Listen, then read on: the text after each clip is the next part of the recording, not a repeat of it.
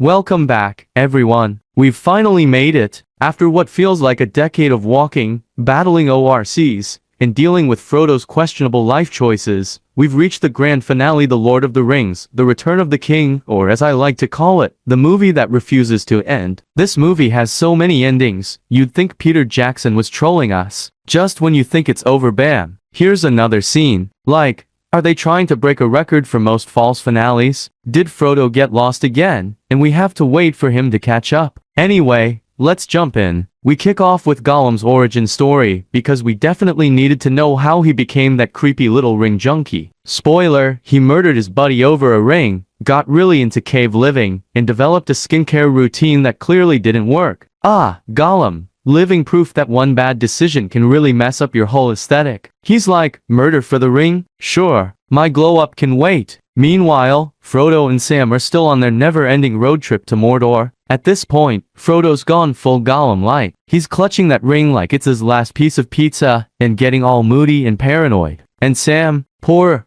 loyal Sam is just over here trying to keep things together, like the best friend who agreed to help you move, but now seriously regrets it. I'm literally carrying this entire friendship on my back, Mr. Frodo. Also, can we take a break? I think I've lost 3 toes from this walk. But let's talk about Aragorn, our reluctant king who spends most of the trilogy pretending he doesn't want the throne. This dude would rather camp out in a muddy battlefield than just put on the crown already. In this movie, though, he finally steps up, grabs a sword from the ghost army. Yes, there's a ghost army, because why not, and starts acting like he actually wants the job. Nothing says I'm a king now like showing up with an army of glowing green dead guys to fight your battles. Talk about leveling up your squad.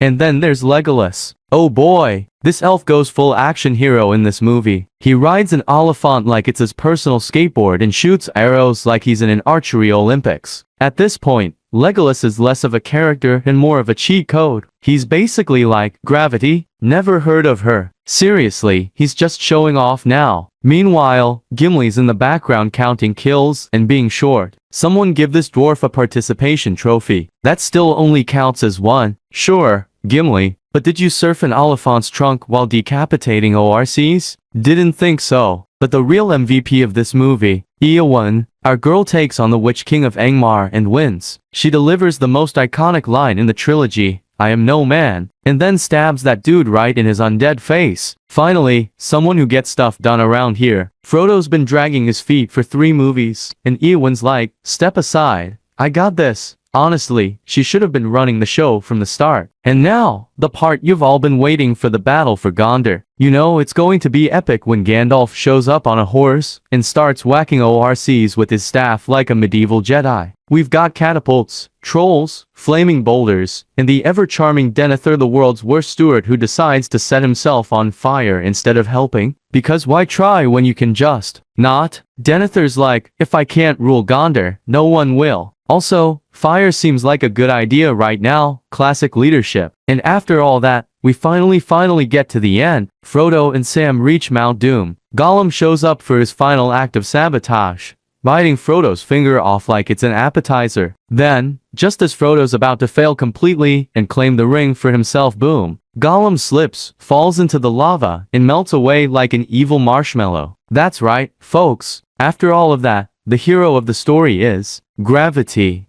Thanks, Gollum. Could have saved us a lot of time if you tripped like 2 movies ago. And then the movie still doesn't end. Frodo wakes up in a giant soft focus reunion scene that looks like a fantasy toothpaste commercial. Everyone's laughing, hugging, and staring at each other like they just won the Middle-earth lottery. I mean, it's great, but can we wrap this up? I've got things to do. And just when you think it's finally over, boom, another ending. Frodo heads off with the elves, Sam gets married, Aragorn sings a song, and we all wonder, wait, wasn't this movie about destroying a ring? In conclusion, The Return of the King is everything you could want in a finale: epic battles, heroic moments, and enough endings to make you question reality. If you're a fan of closure, and by closure, I mean like 5 different closings, then this is your movie. Now that we've survived the trilogy, you may all kneel. I am officially the ruler of Middle-earth reviews. Thank you, Peter Jackson, for making sure no one ever forgets what a long journey it was. The Return of the King for those who love epic conclusions, endless endings,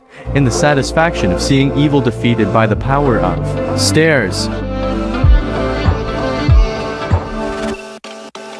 She got